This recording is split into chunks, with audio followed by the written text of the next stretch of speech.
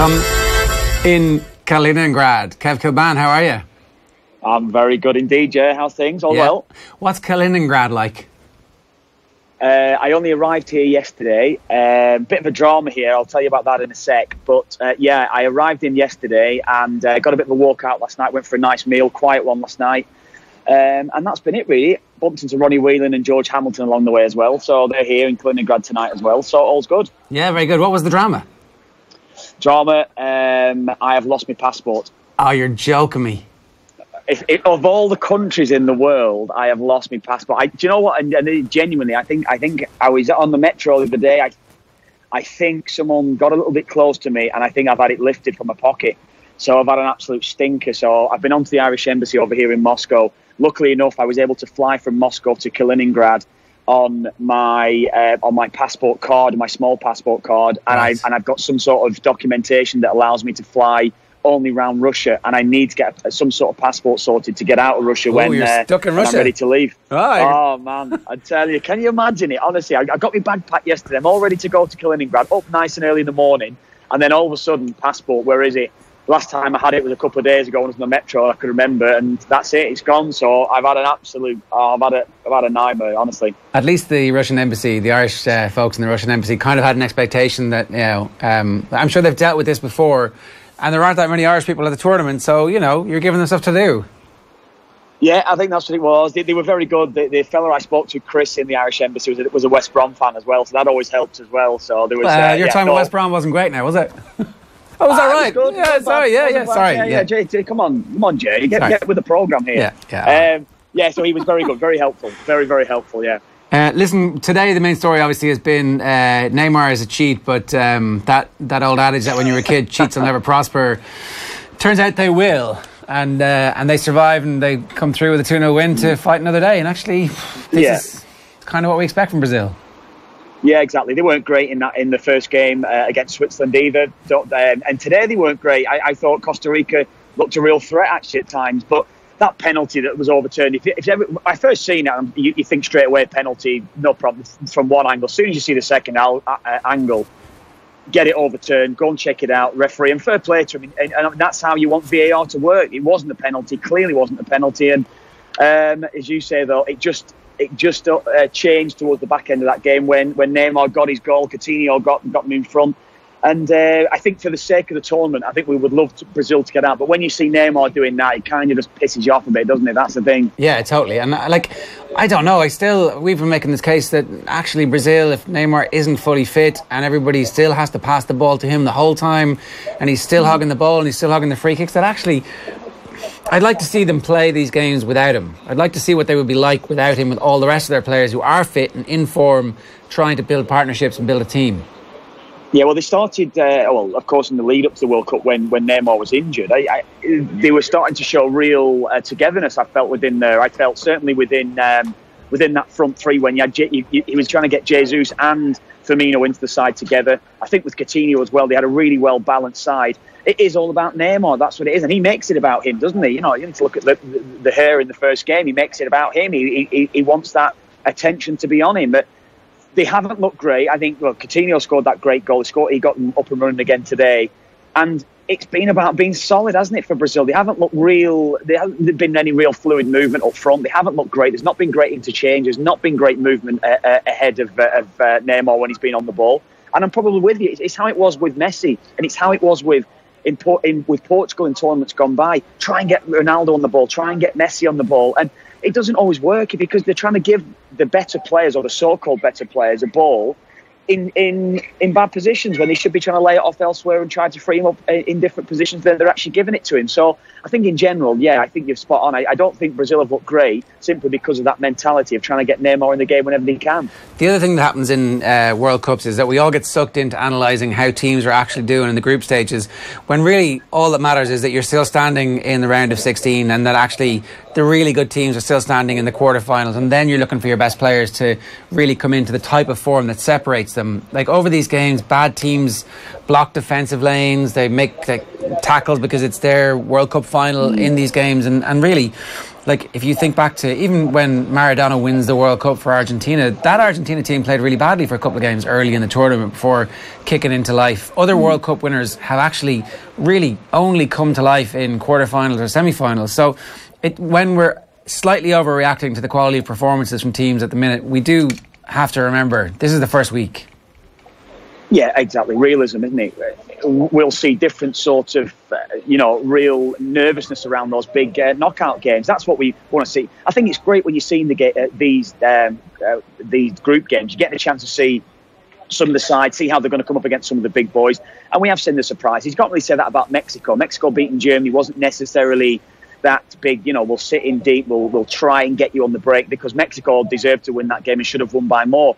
But I think some of the bigger sides haven't shown great football as yet, and it is, as you rightly say, getting out. I think Spain in that Portugal game have played the best football I've seen, whereas in that Iran match last night, again, it just wasn't great to watch, was it? And then seeing Portugal again the other day, Portugal getting that 1-0 win, Portugal were a poor watch. Argentina, all but gone, it looks that way anyway to me, but they were poor overall, and I fancy Croatia going into that game last night. You just think Croatia, the way that they're playing, real togetherness with that side that looks at a real pattern. It's not just about everything based around one man. They've got quality we know the players they've got, Croatia, but they've also got a real team ethic about them, and that's ultimately why they won last night. Well, Croatia have strength in all three lines out the field. Like, most teams seem to have strength. They're either slightly good up front, or they're slightly good defence, or they've got some good midfielders. But Croatia legit have defenders, midfielders and a striker who they really trust and know exactly how to get the best out of. Like, Croatia look like one of those teams who could easily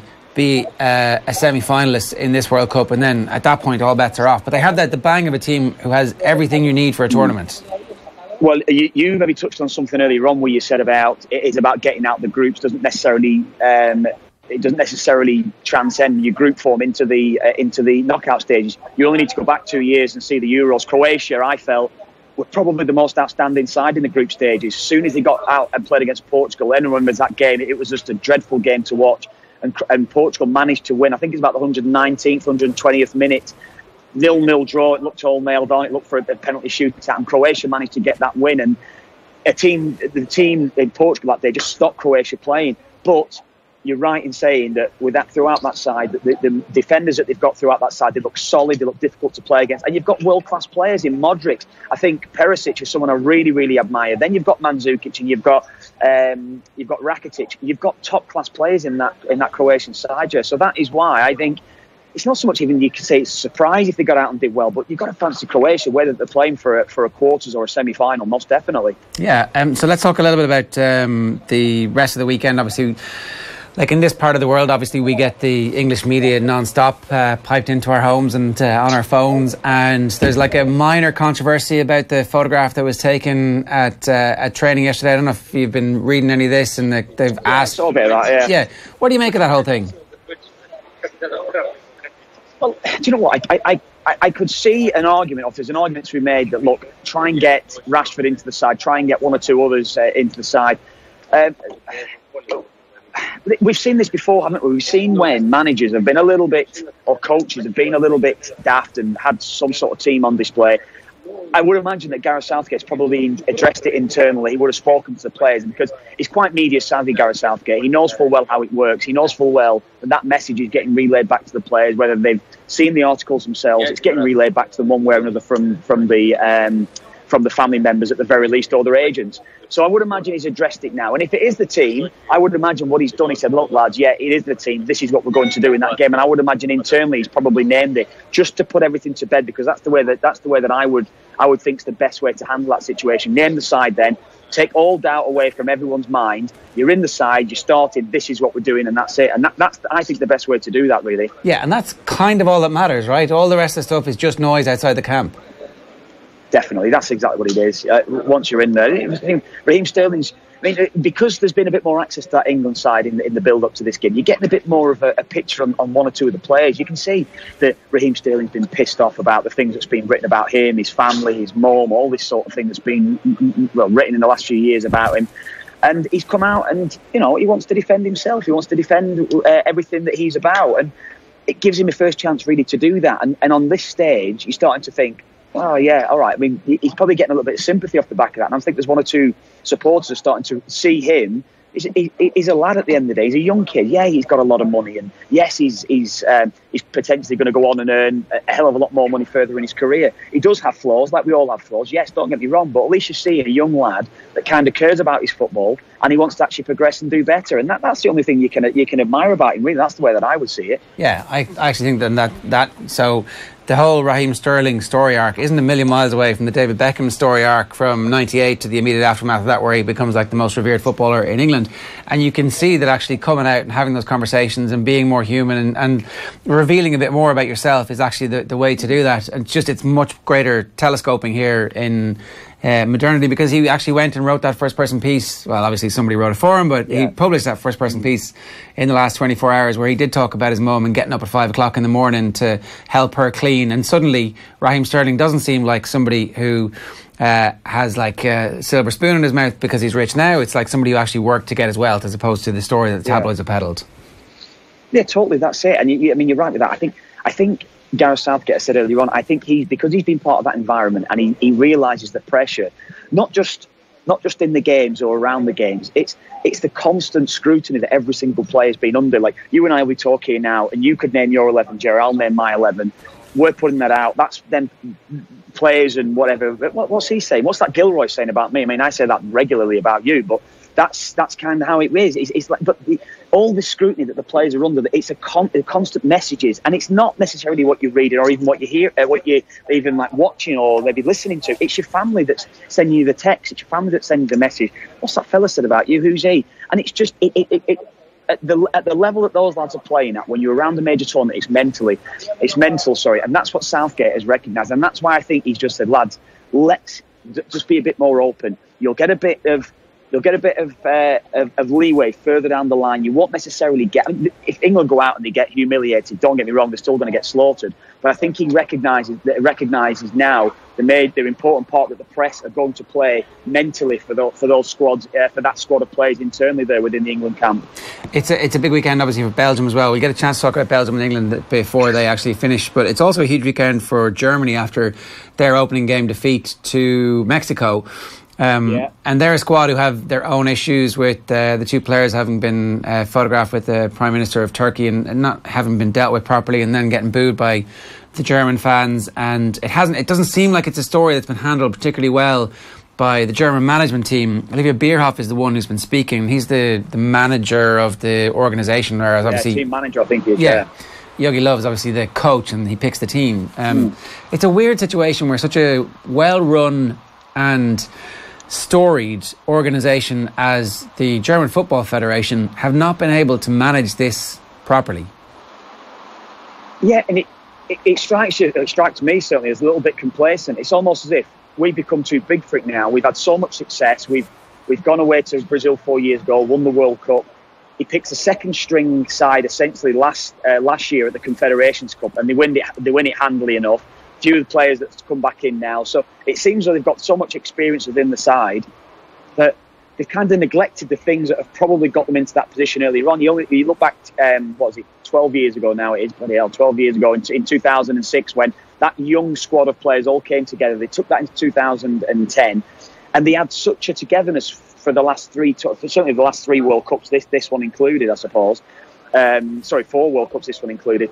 And I think now they've almost, if they've gone, but we don't need to do that now. We don't need to really maybe look after sort out the things that's got us into this position. We can kind of dismiss people, and it seems to have backfired quite badly on them. Yeah, and it's Sweden. Sweden aren't going to be a pushover for them in that game tomorrow. Like, I don't know if you saw any of the games, but Sweden, I was impressed with Sweden. I thought they moved the ball well. And again, it's South Korea, so you're playing against a different team in Germany. Don't get me wrong. But if you only need to watch that Mexico game of the night, Mexico should have won 3 or 4. Easily should have won 3 or 4 in that match. And they took a chance. They did take a few risks with how they played Mexico, leaving 2 up front all the time. They were constantly getting overloads. It was 3-on-2, particularly in the last 20, 30 minutes in that game. 3 Mexico players on 2 Germany players so often in the latter stages of the match. And I don't know, Germany just don't look the side. Well, I don't see any pace in the side. I don't see any real movement ahead of the ball. I think they slow the ball down far too easily. And I don't see anyone, when a Kroos, when an Ozil, when a Draxler or whoever it would be, all these real talented players, yes, that they've got, I don't see any real pace ahead of them that they can really start to fire the ball into Timo Werner, get runners beyond Timo Werner. I don't see it. I don't see Germany being the force that they were maybe in the last 3 or 4 tournaments. Is Leroy Sané fast? Would he have been an option in all this? Without a doubt, definitely. That's why when you're looking last 20 minutes of that game the other day, where's the different option from the bench? Where are they going to get this player that comes on? But obviously, he doesn't. It clearly said to me that Jurgen Löw didn't like Leroy Sané's attitude. He didn't like him as a lad. Didn't think that he fit into that group ethic, and he didn't want him around, and that's why he paid the price. Meanwhile, it's apparently a group riven with cliques, and so I don't know. It really looks like they've. We're saying this now. They go out and they whack Sweden 3-0, and they get everything back, and we're overreacting to group stages. Yeah, you're spot on, but much the same though. You were saying you're asking questions of Argentina in that first game, and you worry about them. Yeah. We would have had this probably similar sort of conversation the other night, thinking about that Argentina game, wouldn't we, with the night ahead? And it proved right, because they have got serious trouble defensively, and the goalkeepers simply aren't good enough. If you're Croatia, you probably throw that last game against Iceland to make sure Argentina go out, or you kind of certainly come to some accommodation with them, depending on how the results need to go, to make sure that you knock Argentina out, right? Well, you'll guarantee there'll be 7 or 8 changes, won't you? Quite right as well. We only need to look back again, 2016, Italy win the first 2 games. They play against us in the 3rd match. A lot of changes. And I still feel as though, look, you've got international footballers that are good enough to get in a major championship squad. So they're obviously good players, don't get me wrong. And they've maybe got a point to prove to the manager that they want to get into the side for knockout stages. But they were through, they're qualified. And of course, it gives us a chance, and that'll be the case there, certainly for Iceland. I would imagine that Croatia will make a lot of changes. And so there's no chance, really, no hope for Argentina at this point? Doesn't seem that way. Miracle. That's the way that it is. That's the only way that you can see them getting out. Some kind of player revolt as well, to actually get Sampaoli out and decide this is how we're going to play. Don't always look for me anytime you have the ball, everybody. Just because I'm Leo Messi doesn't mean I can do this on my own. Yeah, definitely. Exactly. And you've got to maybe have that sort of awareness around you as teammates. How do you get the best out of Messi? Not necessarily give him the ball when there's 3 players around him, where he's got to actually go and do everything himself.